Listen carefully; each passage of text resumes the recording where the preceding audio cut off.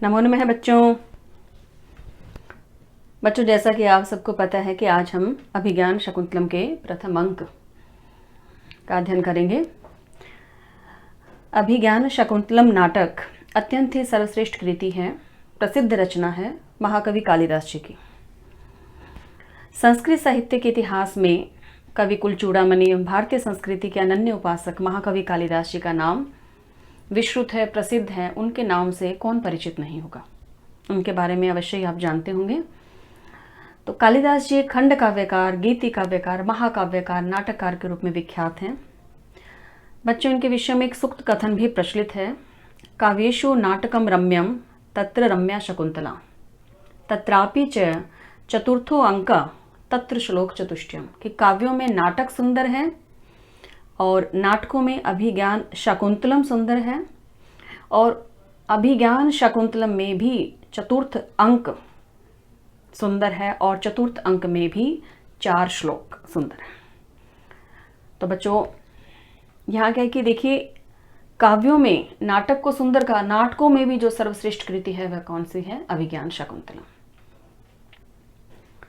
तो आज हम जो है महाकवि कालिदास जी की इसी रचना अभिज्ञान शकुंतलम के प्रथम अंक में अब पढ़ेंगे। यह जो पहला श्लोक है बच्चों, जो अब हम ये आरंभ करेंगे, इस पहले श्लोक में भगवान की स्तुति की जाती है, ईश्वर की स्तुति की जाती है। कोई भी कृतिकार जब भी अपनी कृति जो है रचना करता है, लिखता है, तो वह आरंभ में, अपनी कृति के आरंभ में, अपनी रचना के आरंभ में अपने इष्ट देवता का स्मरण करता है। तो यहाँ महाकवि कालिदास जी ने भगवान शिव की स्तुति की है।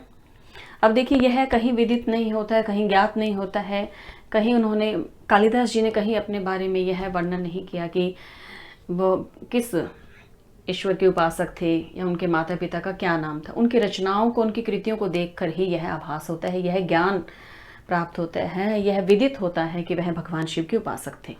देखिए, रघुवंशम जो उनकी कृति है उसमें भी कहा गया है, वागर्थवीव संपृक्तौ वागर्थे प्रतिपत्ति जगते पितरौ वंदे पार्वती परमेश्वरौ।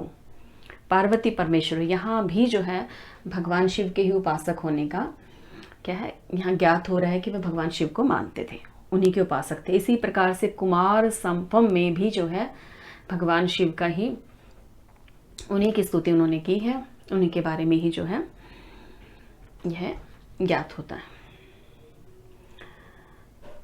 तो बच्चों देखिए, जो प्रथम जो श्लोक होता है उसे मंगलाचरण कहते हैं, जिसमें ईश्वर की स्तुति की जाती है। और इसके लिए संस्कृत साहित्य में पारिभाषिक जो शब्द है वह नांदी है। नांदी अर्थात नंदन्ति देवा अत्रेति नांदी। नंदन्ति देवा अत्रेति नांदी। देवतागण जिससे प्रसन्न होते हैं, जहाँ देवताओं की आराधना की जाती है, वो क्या है, उसे हम नांदी कहते हैं। जहाँ देवताओं की स्तुति की जाती है वह नांदी कहलाती है। नाटक की निर्विघ्न समाप्ति के लिए सर्वप्रथम जो स्तुति की जाती है उसे नांदी कहते हैं। यह एक पारिभाषिक शब्द है, नांदी, और नांदी को ही जो है दूसरा नाम क्या है, मंगलाचरण, मंगलाचरण। तो बच्चों, यहाँ इसमें अब देखते हैं, नांदी जो है वह 3 प्रकार की होती है, आशीर्वादात्मक, नमस्कारात्मक, वस्तु निर्देशात्मक। अर्थात मंगलाचरण 3 प्रकार का होता है। तो यहाँ जो इस श्लोक में है वह आशीर्वादात्मक मंगलाचरण है। वस्तुनिष्ठ प्रश्नों में यह पूछा जा सकता है कि प्रथम जो श्लोक या नांदी में या मंगलाचरण में जो है, मंगलाचरण जो है वो किस प्रकार का मंगलाचरण है? तो कौन सा है? यहाँ आशीर्वादात्मक, आशीर्वाद से युक्त है। यहाँ भगवान शिव सबको आशीर्वाद दे रहे हैं, वह सबकी रक्षा कर रहे हैं। अब भगवान शिव कैसे हैं? यहाँ अष्टमूर्तियों से युक्त। अब इसमें देखिए, इस श्लोक में जो है, इसमें जो यह है, इसकी जो शुरू के जो 3 पंक्तियां हैं, तो देखिए यहाँ से ये देखिए, ये जो 3 हैं इनमें अष्टमूर्तियां हैं, 8 मूर्तियों का वर्णन है। इससे नीचे जो यह है, देखिए चौथी जो पंक्ति है, इसमें भगवान शिव के लिए विशेषण लगाए। देखिए कैसे, हम पहले इसे यहीं से आरंभ करते हैं। देखिए, इस अंतिम जो पंक्ति, इससे ही आरंभ करते हैं ताकि ये आसानी से समझ में आ जाए। यहाँ देखिए, इसमें प्रत्यक्षाभि, प्रत्यक्ष रूप से, अर्थात जो दिखाई दे, प्रत्यक्ष। प्रपन्न, यहाँ इसका मैं पदच्छेद कर देती हूँ। देखिए यहाँ क्या है, इसमें पद प्रपन्न। इसके बाद है तनु भी और तत्पश्चात है अवतु। यहाँ देखिए, इसके बाद यहाँ ये है व और फिर है इसमें ताभी और इसके बाद है अष्टाभी। देखिए अष्टाभी और इसके बाद सबसे अंत में क्या लिखा है, ईशा। अब आप देखिए इसे, यहाँ कह रहे हैं प्रत्यक्षाभि, जो प्रत्यक्ष है, जो दिखाई देते हैं। प्रपन्न, प्रपन्न का यहाँ क्या अर्थ है, युक्त होना। तनु भी, तनु भी से यहाँ तात्पर्य मूर्ति से भी लगा सकते हैं और शरीर से भी। तनु क्या होता है, शरीर। अवतु, रक्षा करें। वह यहाँ क्या, हम सबकी। हम सबकी कौन है, जो इस नाटक को पढ़ रहे हैं, जो पाठक गण हैं, उन सबकी। ताभी, ताभी का क्या अर्थ है, उन कौन से, यह जो ऊपर इनकी जो प्रथम 3 पंक्तियों में जो इनके अष्टमूर्ति, जो 8 मूर्तियों का वर्णन है, वो मूर्तियां किन किन जो है, कैसे किन किन चीज़ों से युक्त हैं, ऐसी जो 8 मूर्तियां। ताभी का क्या अर्थ है, वो 8। अभी हम ऊपर पढ़ेंगे इसे। अष्टाभी 8, ईशय ईश्वर, जिसकी स्तुति की जाती है। तो यहाँ पर इसका क्या अर्थ है कि जो कैसे हैं, प्रत्यक्ष हैं। प्रत्यक्ष का क्या अर्थ है, दृश्यमान, जो दिखाई देते हैं, ऐसे जो अष्टाभी 8, तनु भी यहाँ पर क्या है, शरीर, मूर्तियां, 8 मूर्तियों के द्वारा प्रपन्न, युक्त, ऐसे कौन है, ईशय, सर्वशक्तिमान, अर्थात भगवान शिव। व अवतु, आप सबकी क्या है, रक्षा करें। तो यहाँ पर जो क्या है, यहाँ तनु भी जो है, तनु भी क्या अर्थ है, मूर्ति, शरीर। इसके लिए क्या विशेषण लगाए हैं, देखिए वो कैसा है, प्रत्यक्षाभि है, प्रपन्न है, अष्टाभि है। देखिए यहाँ तृतीया का बहुवचन है, इसमें क्या है, सब में यह क्या है, विशेषण है। यह विशेष्य क्या है, भगवान शिव। ईश का क्या, ईश तनु भी, जो भगवान शिव हैं, जो उनका शरीर, जो मूर्तियां हैं वो। अब मूर्तियां कितनी हैं, अष्टाभि 8। तो मूर्तियों का विशेषण क्या हो गया, 8। प्रत्यक्षाभि वो क्या है, साक्षात जिनका दर्शन हो रहा है, दिखाई देने वाली, ऐसी। प्रपन्न मैंने युक्त है। तो ये सब क्या इनके विशेषण हैं। तो यहाँ क्या कह रहे हैं कि ऐसे भगवान शिव, ईश का क्या अर्थ है यहाँ, जो सर्वशक्तिमान, जो भगवान शिव है, ऐसे भगवान शिव कैसे हैं वो, अष्टाभी तनुभी, 8 मूर्तियों वाले, प्रत्यक्षाभि, प्रत्यक्ष दिखाई देने वाले, प्रपन्न युक्त है, इनसे युक्त। वह हम सबकी अवतु रक्षा करें, हम सबकी रक्षा करें। ताभी, वह कैसे, जो ऊपर जो वर्णन आया है, ऐसे कि वो 8 मूर्तियों से युक्त भगवान शिव हमारी रक्षा करें। तो बच्चों इसके अंदर जो है, जो ये अंतिम जो पंक्ति है, इसमें क्या कहा गया है इसके अंदर, कि वे 8 मूर्तियों से युक्त, साक्षात दिखाई देने वाले, दृश्यमान 8 मूर्तियों के द्वारा जो भगवान शिव हैं, जो सर्वशक्तिमान है, वो आप सबकी रक्षा करें। ये इसके अंदर वर्णन है। अब यह 8 मूर्तियां कौन सी हैं, इसके बारे में अब हम देखिए, प्रथम पंक्ति से इसमें आरंभ करते हैं। ये देखिए ये है, इसे मैं थोड़ा जूम कर देती हूँ ताकि आपको ये स्पष्ट दिखाई दे जाए। देखिए या सृष्टि सृष्टु आधा, देखिए यहाँ पे है या, जो सृष्टि क्या है, रचना करना, सृष्टि करना, यही है सृष्टि, क्या है, रचना। सृष्टु, अब देखिए यहाँ क्या है, इसके अंदर, इसका मैं पदच्छेद कर देती हूँ, यहाँ ये अलग है। ये देखिए ये है सृष्टु और साथ में है आद्य। ये है आद्य, क्या होता है, प्रथम, पहली। सृष्टु क्या है, जो इस सृष्टि की रचना करने वाला है, जो इस सृष्टि को बनाने वाला है, जो रचनाकार है, उसकी सृष्टि मैंने रचना है, या मैंने जो, अर्थात जो इस सृष्टि की क्या है, पहली रचना है। पहली रचना से यहाँ क्या तात्पर्य है कि जो सृष्टु अर्थात ब्रह्मा की, सृष्टि का निर्माण किसने किया, ब्रह्मा ने किया। तो कह रहे हैं कि जो सृष्टु ब्रह्मा की आद्य, प्रथम, पहली सृष्टि रचना है।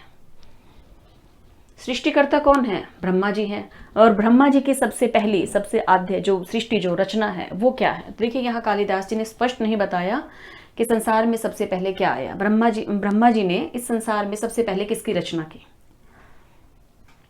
जो सृष्टि की, जो रचना की है, इसमें वह क्या है सबसे पहले। तो यहाँ देखिए इसमें स्पष्ट रूप से नहीं लिखा, तो यहाँ जो है वही जान सकते हैं जिन्हें लक्षणा और व्यंजना का ज्ञान हो, वही जो है इस नाटक को अत्यंत ही सूक्ष्मता के साथ, इसके बारीकियों के साथ समझ सकते हैं। देखिए यहाँ स्पष्ट रूप से नहीं कहा, केवल इतना कह दिया या सृष्टि सृष्टु आधा, कि जो इस ईश्वर कौन, यहाँ ब्रह्मा, सृष्टि का सर्जन करने वाले कौन है, सृष्टि किन्होंने बनाई है, किन्होंने रचना की है, वो कौन है, ब्रह्मा। तो या जो सृष्टिकर्ता अर्थात ब्रह्मा जी की आद्य प्रथम सृष्टि रचना है, कौन, जल, अर्थात जलमयी मूर्ति हो गई। देखिए क्या हो गया, जलमयी मूर्ति। अब यहाँ देखिए भगवान शिव जो है उसके लिए, उनके लिए क्या विशेषण प्रयुक्त किया है भगवान शिव के लिए। कालिदास जी कह रहे अष्ट मूर्तियों से युक्त, 8 मूर्तियों से युक्त। अरे पंचमूर्ति जो है, पंचभूतों से तो हमारा शरीर भी बना है, पंचभूतों से आपका जो है शरीर का निर्माण क्या, मानव के शरीर का निर्माण किससे, पंचभूत से हुआ है। लेकिन ईश्वर जो है वो क्या है, अष्टभूत, अर्थात हम पंचमूर्ति हैं तो ईश्वर क्या है, अष्टमूर्ति है। उनमें 3 जो है मूर्ति जो उसमें बताया वो हमसे अधिक है। हमारा शरीर किससे बना है, अग्नि जल वायु आकाश पृथ्वी, पंच महाभूतों से बना है। तो इससे 3 जो अतिरिक्त हैं वो भगवान क्या है, भगवान में है। तो उन्हें क्या कहा, अष्टमूर्तियों से युक्त। देखिए कालिदास जी के आप देखिए यहाँ अष्टमूर्तियों से युक्त कहा भगवान शिव को। तो पहली जो इसमें मूर्ति है वो कौन सी है, जल रूपी मूर्ति। देखिए कि जो सृष्टिकर्ता के अर्थात ब्रह्मा की आद्य सृष्टि प्रथम रचना है, अर्थात जल रूपी मूर्ति। इसके बाद आगे देखिए क्या करें, वहती, वहन करना। यहाँ देखिए लट लकार प्रथम पुरुष एक वचन है, वहती, वह इसके अंदर धातु है। वहती वहन करना, विधि पूर्वक, हुतम या हवे। यहाँ देखिए इसका परिच्छेद कर देते हैं। यहाँ क्या है, ये हवे, साथ में है इसमें या, च होत्री। अब यहाँ देखिए जो इसमें द्वितीय जो मूर्ति बताई है, दूसरी मूर्ति कौन सी है, या देखिए या जो विधि हुतम अर्थात अच्छी प्रकार से, विधि पूर्वक, हवन से जो की जाती है। विधि का अर्थ हो गया अच्छी प्रकार से, हुतम का क्या अर्थ है, हवन की गई, हवी सामग्री को, वहती ले जाती का देवताओं के पास, कि या हविह वहती जो हवन की सामग्री को ले जाती है, या जो हविह हवन की सामग्री को वहती ले जाती, कहाँ, देवताओं तक ले जाती है। और वह भी कैसे, विधि हुतम, विधि पूर्वक की गई, जो हुतम जो हवन की, विधि पूर्वक, विधि से हवन की गई ऐसी जो है हवि की सामग्री को देवताओं तक ले जाते हैं। अब देखिए हम जैसे हवन करते हैं उसमें क्या कहते हैं, इंद्राय स्वाहा, इंद्र के लिए स्वाहा, हम इसमें बोलते हैं। इस तरह से हम इसमें क्या कहते हैं, अग्नि स्वाहा, अग्नि के लिए स्वाहा। तो जो इंद्र के लिए गया है वो आहुति कैसे जाएगी, वो अग्नि के माध्यम से ही देवताओं तक पहुंचती है। हवन करते समय जो विधि पूर्वक हम क्या है, बहुत ही जो है विधि से जो है हवन कर रहे हैं, उसमें हम सामग्री डाल रहे हैं, तो वह जो हवि है, वह जो हवन की सामग्री को जो हम उसके अंदर जो है डाल रहे हैं, जो देवताओं को समर्पित कर रहे हैं, उसको कौन लेके जाती है, बताइए इसमें कौन लेके जाती है, यह कौन सी है, अग्नि रूपी मूर्ति। अग्नि के माध्यम से ही तो वह देवताओं तक जा रहा है।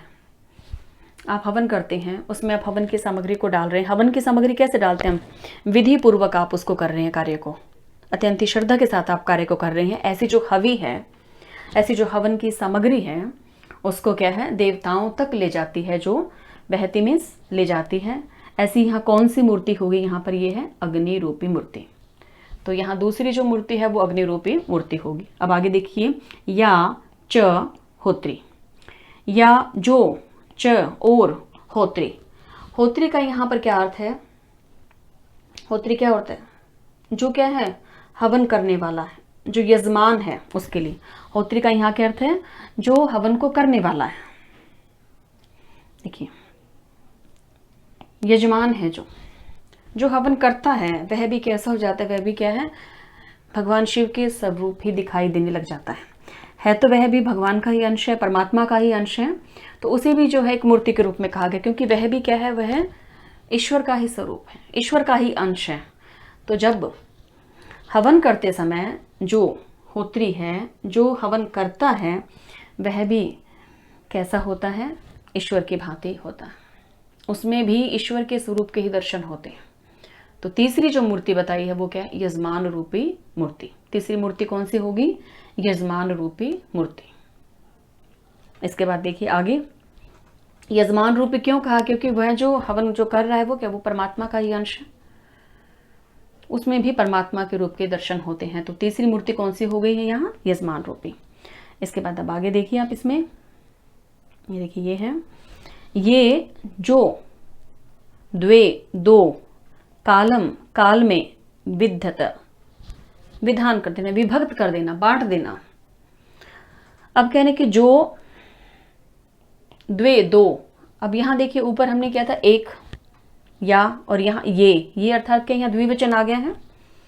तो यहाँ क्या कह रहे हैं, द्विवचन है, वे जो दो, ये द्वे, वे जो दो, वे दो कौन से, जो कालम काल का विद्धत है, जो क्या काल का विभाजन करते हैं। अब यहाँ देखिए काल का विभाजन कौन करते हैं, समय का विभाजन कौन करते हैं, दिन और रात, दिनकर और रजनीकर।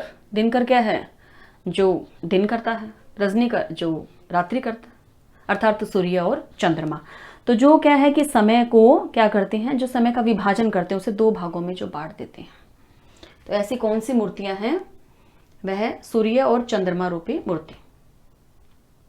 तो यहाँ क्या कह रहे हैं, जो समय को विद्यत धारण करते हैं, अर्थात उसका जो विभक्त कर देते हैं। अब समय को कौन धारण कर रहे हैं, सूर्य और चंद्रमा। अभी अलग अलग उसको विभक्त कौन कर रहे हैं, सूर्य और चंद्रमा। तो यहाँ पर जो मूर्तियां हैं कौन सी है, सूर्य और चंद्रमा रूपी मूर्तियां। तो यहाँ दो मूर्तियां हो गई। हमने जो प्रथम पंक्ति में पढ़ी जल रूपी मूर्ति पढ़ी है, उसके बाद में हमने जो है जो हवन की सामग्री को ले जाती है अग्नि रूपी मूर्ति है, इसके बाद यजमान रूपी मूर्ति 3 हो गई, और उसके बाद में यहाँ सूर्य और चंद्रमा रूपी मूर्ति, तो 5 यहाँ तक हो गए। आगे देखिए, श्रुति विषय गुणा। यहाँ क्या है, ये श्रुति सुनने का, विषय विषय पर, गुणा जिसका गुण है, या जो स्थित है, व्याप्य व्याप्त करके, विश्व मैंने विश्व को। अब यहाँ क्या है, जो पूरे विश्व को, जो पूरे विश्व में क्या है, व्याप्त है। अब पूरे विश्व में देखिए यहाँ क्या व्याप्त है, जो श्रुति विषय गुणा, जो सुनने के विषय के गुण पर आधारित है। अब आप इसमें ये देखिए कि पूरे संसार को व्याप्त करके, कह रहे विश्वम व्याप्य, विश्व को व्याप्त करके स्थिता जो स्थित है, या जो विश्वम विश्व को व्याप्य व्याप्त करके स्थिता मैंने स्थित है। श्रुति विषय गुणा, यहाँ ये देखिए इसका क्या अर्थ है, श्रुति विषय गुणा का, जो श्रवणेन्द्रिय, जो श्रवण इंद्रिय हमारी जो क्या कान है, उनके द्वारा, जो कान है उसके द्वारा क्या ग्रहण करने योग्य है, शब्द रूप गुण के आश्रयभूता। अब जो ध्वनि है वो हम कहाँ से ग्रहण करते हैं, कान से। श्रुति का जो गुण है वो किसका है, हमारी जो इंद्रियां हैं उनमें से श्रुति का गुण किसका है, कान का है। तो श्रुति के विषय के गुण पर आधारित है, जो कहकर ऐसे हैं जो संसार को व्याप्त करके स्थित है। अर्थात कौन सी मूर्ति है यहाँ, शब्द को व्याप्त करके कौन स्थित है, ध्वनि को व्याप्त करके सुनने के गुण पर जो है, कौन है वह, आकाश रूपी मूर्ति। तो यहाँ जो है इसमें आकाश रूपी मूर्ति आ गई। इससे आगे देखिए, अब इससे आगे जो तृतीय पंक्ति है, अब यहाँ तक हमारी जो है 6 मूर्तियां इसमें हो गई हैं भगवान शिव की। याम आहु, अब देखिए इसको अलग, याम आहु अलग अलग है इसमें। ये आहु कहा गया है, याम जिसे कि जो कहा गया क्या। अब देखिए यहाँ क्या है, सर्व बीज। अब इसमें देखिए ये क्या है, सर्व बीज प्रकृति ही इति। अब देखिए यहाँ क्या है, ये प्रकृति इति, यया प्राणिने प्राणवंता। अब देखिए इसमें 2 मूर्तियां हैं। सबसे जो इसमें हम यहाँ तक कर चुके हैं, व्याप्य विश्वम तक हमने यहाँ पर किया, आकाश रूपी मूर्ति। आकाश रूपी मूर्ति के बाद देखिए आगे क्या है इसमें, याम आहु जिसे कहा गया है, सर्व सभी बीज बीजों की, प्रकृति ही इति जिसे क्या है, सभी बीजों का जो कारण है, जो प्रकृति है, संपूर्ण बीजों का जो कारण है, इति इस प्रकार जो कहते हैं, इति इस प्रकार आहु मैंने कहते हैं। कहने कि याम आहु जिसे कहते हैं, किसको? इति इस प्रकार। अब यहाँ कौन है? सर्व बीज प्रकृति इति, सर्व बीजों सभी बीजों का कारण है। अब आप देखिए इसमें जो संपूर्ण बीजों का कारण है वह कौन है? पृथ्वी रूपी मूर्ति। सभी बीज, बीज से तात्पर्य क्या है यहाँ पर? जो सभी बीजों का, सभी की जो सृष्टि करती है, सभी को जो उत्पन्न कर रही है, वह क्या है? पृथ्वी रूपी मूर्ति है। अब यहाँ सर्व बीज का क्या अर्थ है? जितने भी संसार में जो भी प्राणी हैं, उन सभी का मूल कारण, उनके उत्पन्न होने का क्या है? पृथ्वी। तभी इसमें देखिए क्या लिखे कालिदास जी ने कि सर्व बीज प्रकृति, सभी बीजों की उत्पत्ति का कारण, जो संपूर्ण बीजों का कारण है, इति ऐसा आहु कहते हैं, या जिसे। तो ऐसी कौन सी मूर्ति है इसमें? पृथ्वी रूपी मूर्ति। तो ये यहां तक जो है ये 7वीं मूर्ति होगी इसमें, पृथ्वी रूपी। अब देखिए इसमें अंत में जो 8वीं जो मूर्ति है क्या है? यया, जिससे प्राणी ने, प्राणी ही प्राणवंत है, प्राणवान रहते हैं, जिससे सभी जो प्राणी है वो प्राणवान रहते हैं। इस सृष्टि में, इस जगत में जितने भी प्राणी हैं, मानव नहीं अपितु सभी जितने भी प्राणी हैं। यहाँ इसीलिए जो है देखिए शब्द विशेष जो है मानव नहीं लिखा, यहाँ पर क्या है? प्राणी ने, सभी प्राणियों के लिए। इस सृष्टि में जितने भी प्राणी हैं उन सभी में प्राणवंत है, जो प्राणों का संचार करती है। अब बताइए ऐसा जो है यहाँ कौन सी मूर्ति है? वायु रूपी मूर्ति। वायु नहीं होगी तो किसी प्राणी में प्राण ही नहीं रहेंगे। जगत के जो प्राणी हैं वो क्या? प्राण युक्त कहलाते हैं, जिसके द्वारा कह रहे हैं, जिसके द्वारा प्राणी प्राण युक्त कहलाते हैं, प्राण को धारण किए हुए। ऐसी मूर्ति कौन सी है? वायु रूपी मूर्ति। तो इस तरह से ये जो है इसमें 8 मूर्तियां हैं बच्चों, 8 मूर्ति हो गई हैं। देखिए यहाँ से हमने इसमें सबसे प्रथम जो किया, या सृष्टि सृष्टुवाधा, अर्थात जो ब्रह्मा जी की प्रथम जो कृति है जल रूपी मूर्ति। वहती विधि हुतम या हवि, जो विधि पूर्वक हवन की गई हवि को, सामग्री को देवताओं तक ले जाती है, ऐसी अग्नि रूपी मूर्ति। या च होत्री, और जो क्या है? हवन करता है, अर्थात यजमान रूपी मूर्ति। और फिर ये द्वे कालम विद्युत, जो 2 भागों में बांट देती हैं समय को, अर्थात सूर्य और चंद्रमा रूपी मूर्ति। और जो श्रुति विषय गुणा या स्थिता व्याप्य विश्वम, जो श्रुति के विषय के गुण पर आधारित है, ऐसे जो संपूर्ण जगत को, विश्व को व्याप्त करके स्थित है, ऐसी आकाश रूपी मूर्ति। और फिर जो सभी बीजों का कारण है, ऐसी पृथ्वी रूपी मूर्ति है। यया प्राणी न प्राणवंत है, जिससे सभी प्राणी प्राणवान रहते हैं, ऐसी वायु रूपी मूर्ति। तो इस तरह से जो क्या है? 8 मूर्ति, 8 मूर्तियों से युक्त ऐसे जो भगवान शिव हैं वह हम सबकी रक्षा करें। क्योंकि ताभी का यहाँ क्या है? 8 मूर्तियां। ताभी वो अर्थात कौन सी? वो जो 8 हैं। तो कह रहे उन 8 मूर्तियों के द्वारा दृश्यमान कौन? उनसे युक्त ऐसे सर्वशक्तिमान भगवान शिव जो है हमारी रक्षा करें। अब तो क्या? रक्षा करें। ये पंक्ति हम पहले कर चुके हैं। यहाँ क्या इसमें भगवान शिव के विशेषण दिए हुए हैं। तो बच्चों अब हम इसमें देखते हैं, यहाँ देखिए भगवान शिव को अष्टमूर्ति कहा गया है। ये वर्णन जो है पुराण में भी मिलता है। मैं इसे यहाँ नीचे लिख देती हूँ, देखिए यहाँ लिख देते हैं। यह जो वर्णन है ये देखिए पुराण में भी यह मिलता है, भगवान शिव को अष्टमूर्ति कहा गया।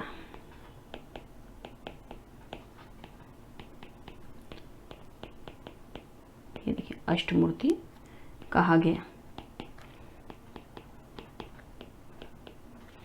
अब बच्चों इसमें यहाँ वैदर्भी रीति का सुंदर प्रयोग है। एक तो इसमें क्या है? वैदर्भी रीति है। ये देखिए यहाँ लिख देते हैं इसमें। आप तो ये जानते ही हैं कि कालिदास जी जो है वैदर्भी रीति के लिए अत्यंत प्रसिद्ध हैं। तो यहाँ क्या है? एक तो वैदर्भी रीति है और इसमें वहती और विधिहुतम जो इसमें देखिए हम ऊपर देखते हैं अभी इसमें, यहाँ देखिए ये जो आया है इसमें, यहाँ क्या है? वहती विधिहुतम। यहाँ इसमें क्या? अनुप्रास अलंकार। मैं इसे यहीं लिख देती हूँ। इसमें जो है यहाँ क्या है? इन 2 शब्दों में ये जो है यहाँ अनुप्रास अलंकार है। अनुप्रास अलंकार का प्रयोग है। साथ ही अब इसमें देखिए यहाँ जो ये पद है सृष्टि, सृष्टि में क्या है इसे मैं यही बता देती हूँ। सृज इसके अंदर धातु है सृज, और इसमें है तिन प्रत्यय का प्रयोग है। इसके बाद आगे देखिए आप, यहाँ देखिए जो लिखा है होत्री, होत्री में क्या है यहाँ पर हु, जमा इसमें है त्रिच, और जमा में इसमें प्रत्यय है गीप। अब इसके बाद आप आगे देखिए, यहाँ जो है इसमें है श्रुति विषय गुणा। अब देखिए यहाँ जो ये पद आया है इसमें यहाँ पर बहुव्रीहि समास है,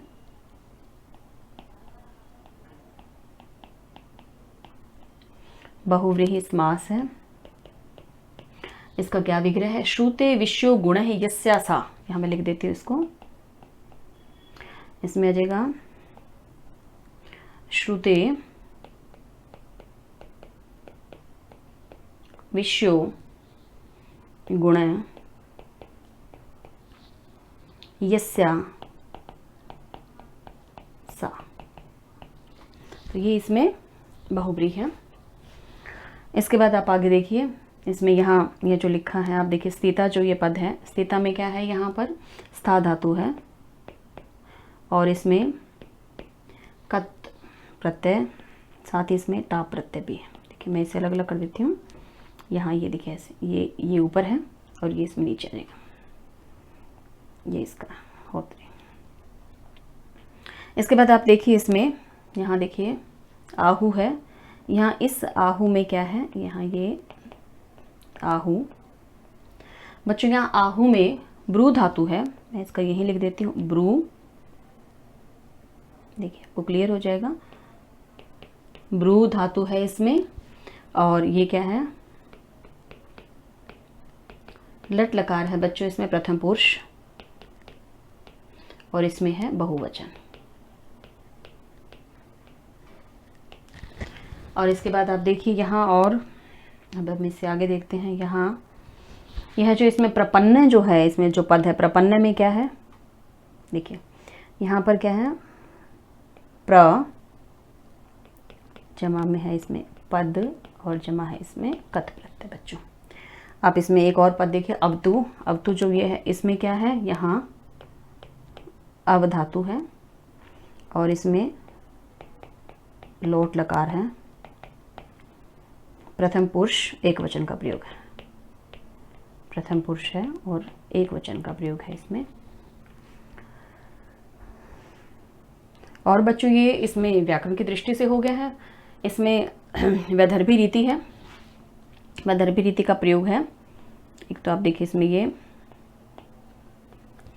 वैदर्भी रीति का है, और साथ ही जो है इसमें यहाँ छंद कौन सा है, स्त्रग्द्रा छंद है, यहाँ लिख देती हूँ मैं इसी में ही नीचे, इस श्लोक में स्त्रग्द्रा छंद का प्रयोग है।